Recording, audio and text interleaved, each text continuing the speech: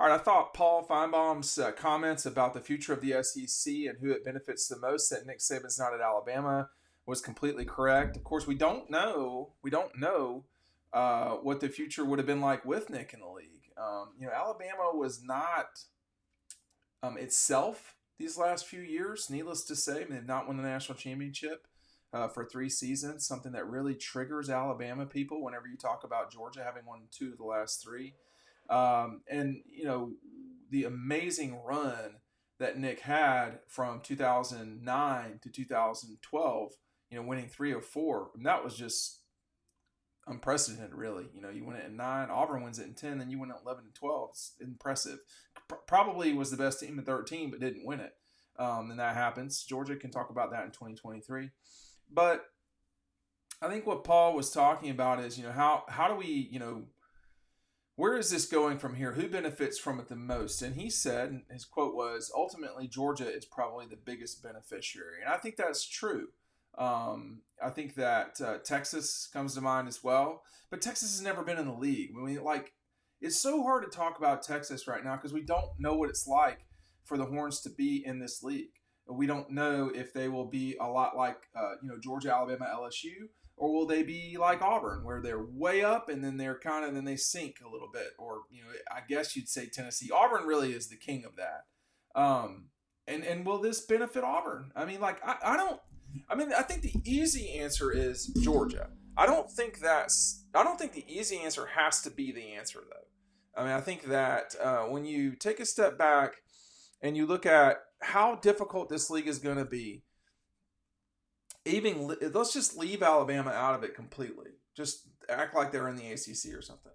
You still have Georgia, LSU, Texas.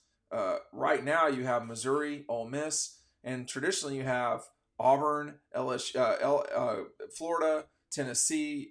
It's a brutal league. It's very difficult. I've been covering it for almost a quarter century. I know it well.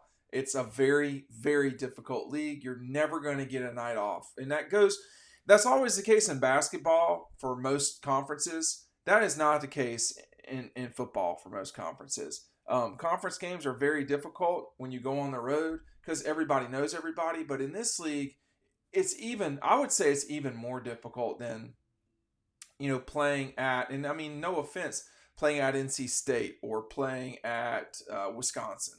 I know those are probably difficult. It's not the same. It's just not the same. And it's consistent. It's not every single week, but it's usually 2 times a month you're going to have a really tough game. And now that Alabama's gone, as it relates to Nick, that will make that game much more winnable for a lot of people. Not just Georgia, but for Auburn, for LSU, for now Texas.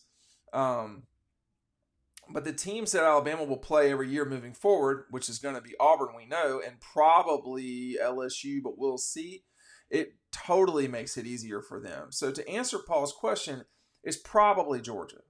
But it's not certainly Georgia. And I think that that's the part to me that is harder to know the answer to. Where what is the future? That's the hardest part to know. Because Kirby could in a year or two be like, hey man, I'm good. I'm out. I've given this thing 10 years. I've won, say, 3 national championships, 4 national championships. I'm tired. I think people would respect it. I don't see that coming, but not right now. But I would completely respect it. He's my age. He's a year older than I am. So I would understand him being like, hey man, I've made, $100 million, something like that. I'm gonna check out now.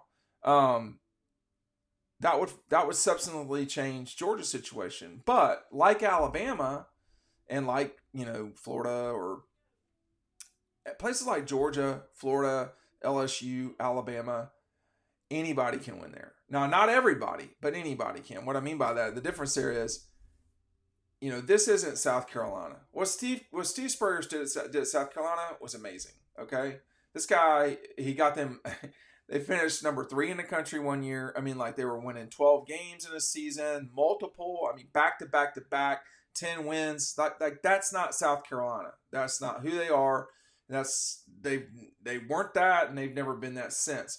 I would say Dabo is that way. Of course, he's not in the SEC. He's done amazing things at Clemson. I mean, stuff that Clemson never dreamed about being like, and they got that done with him. Now he's not kept it up the whole time, so it's somewhat like Spurrier, somewhat. It's just that Dabo's been there longer.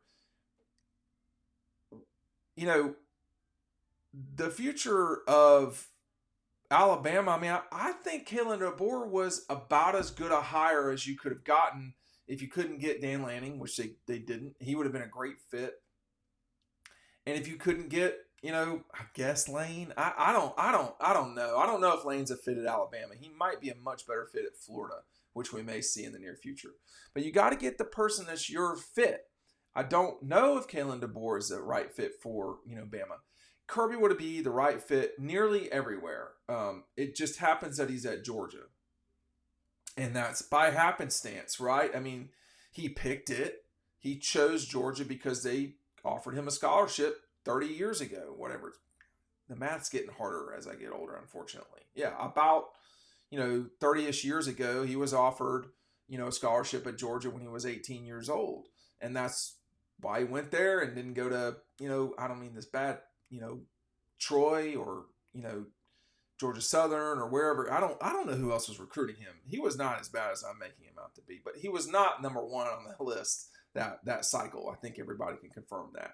So, Mike Bobo grew up an Auburn guy in a way. David Green was, I think was, the mom went there or something. So when you go to the places, it really firms things up. Now, all that said, all that rambling said, anybody can win at Georgia, but you got to be the right fit. Anybody can win at Alabama, but you got to be the right fit. And the fit part is important.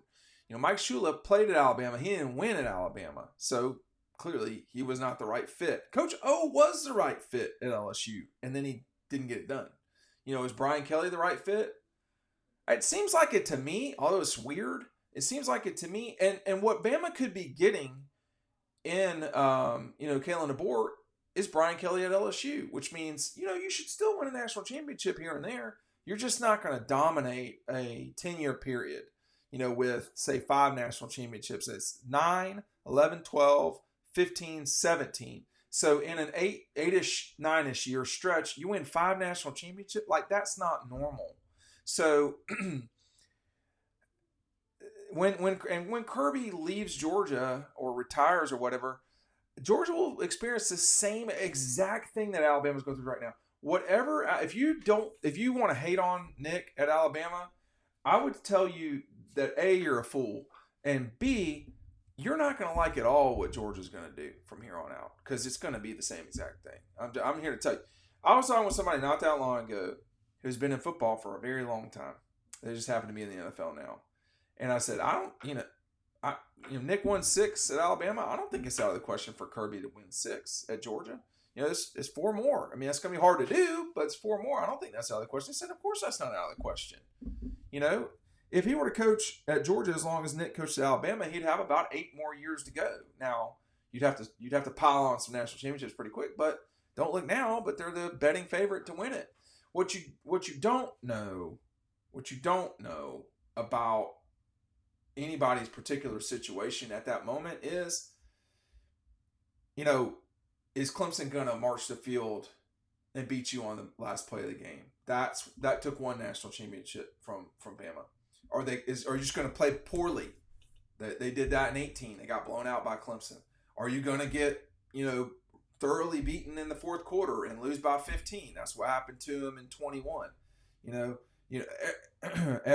Nick, I think, was something in 3. I guess 6-3 in national championship games at Alabama. That's really good. Okay, Kirby is 2-1. So same percentage, just fewer games. I think what Paul is saying is right. I think it's harder to, it's not impossible. It's harder to sort of magnetically take the concentrate that has been Alabama and pull it over to Texas that many states away. It's not impossible, because in the world we live in now, that's more possible than it has been in the past. But with the guys that Georgia has been recruiting, it's not the same as what Texas has been recruiting. It's the same as Ohio State and Alabama have been recruiting. I think the other one that benefits is Ohio State, frankly. I mean, Ohio State's not won the national championship since 14. In that time, they lost to, Clemson in a semifinal. They got blown out by Alabama in the national championship game. They lost to Georgia in a semifinal. They've also lost, I feel like they lost another semifinal somewhere along the way, but they might not have. 15, I don't think they were in it in 15. So, but I could be wrong about that. I'm not as, no, Clemson beat them in 18, I think. I know it was. They played them back-to-back years. That's right. Clemson beat them twice in semifinals, and then Ohio State blew them out in 20. So they have played a few more times. But, the power down here is probably going to shift to Georgia. Now, what if Lane goes to Florida, and is Lane Kiffin, with more at his disposal, able to do more things? He's had one really good season at Ole Miss. I wouldn't overreact about Lane Kiffin. Eli Drinkwitz, he's had one really good season at Missouri, I wouldn't overreact about Eli Drinkwitz, but they both have shown the ability to do some stuff at they're going to be bothered by that non sort of power schools. When I talk about power schools in the SEC, there's 6. I mean, 6 might be too many, and they can fluctuate. And this is in the old school, non Texas A&M, non tennis, non Missouri and Texas and Oklahoma. The power are usually Bama, Auburn, LSU, Georgia, Florida, Tennessee. Well, I mean, we've seen Auburn go up and down. If you lived through the 90s, LSU was bad. Like bad, not sort of like, oh, they're not great. No, they were bad. If you remember the 2010s, I mean, it was rough at Tennessee for a long time. And then obviously right now Florida has been as bad. I would say is worse of all of the Power 6 that I'm thinking of. They've had the worst run for a while. Although, well, it's been worse. But Alabama's 90s were bad. From Gene Stallings' retirement to Nick Saban's arrival, you had one SEC championship. That's it. And just poor play and getting lapped by Auburn and Tommy Tuberville. LSU, putting you in the gutter. It was a rough run. So is that what's returning to Bama? I don't think so. I don't think so. I think it's become too important at Alabama to win in a way that it's not important at Florida right now. That could change. We'll see. But I don't think that will be the case. But I will be, I don't know the future any more than anybody else does. And I think that's the thing to watch moving forward is, can someone else besides Georgia make a move now that Alabama has been hobbled? Will it be Auburn? Will it be Tennessee? I mean, they play those two guys every single year, and they have been handing those guys losses consistently over the last 17 years. Is that going to happen? We're going to see.